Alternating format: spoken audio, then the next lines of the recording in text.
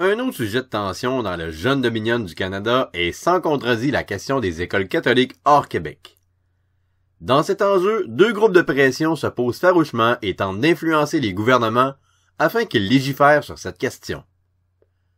D'une part, on trouve des organisations anglophones comme l'Ordre d'Orange qui souhaitent limiter les droits des catholiques au Canada, jugeant qu'ils sont déjà privilégiés. Certains d'entre eux ont la conviction que les valeurs britanniques sont supérieures à celles des autres et pour cette raison, il faut imposer la religion et la langue de l'Empire, c'est-à-dire la religion protestante et l'anglais. D'autre part, on trouve les différents groupes catholiques, soutenus essentiellement par le clergé et le gouvernement du Québec, qui pensent qu'on doit défendre les minorités canadiennes-françaises à travers le Canada, puisque leurs droits sont menacés en tant que minorité. Cette question s'est d'abord posée au Nouveau-Brunswick en 1871. À ce moment, une loi a été adoptée pour faire du système d'éducation de la province un système neutre et non confessionnel, dans lequel l'enseignement du catéchisme est interdit, tout comme le port de signes religieux par les enseignants.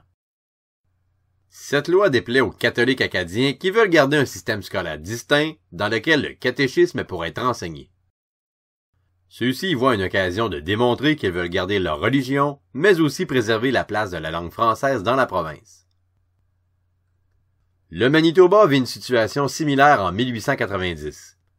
Bien que 20 ans plus tôt, Louis Riel ait pu faire inscrire dans la loi du Manitoba les droits des catholiques francophones, le gouvernement manitobain cesse de subventionner les écoles catholiques, ce qui rend la situation de celles-ci très précaire.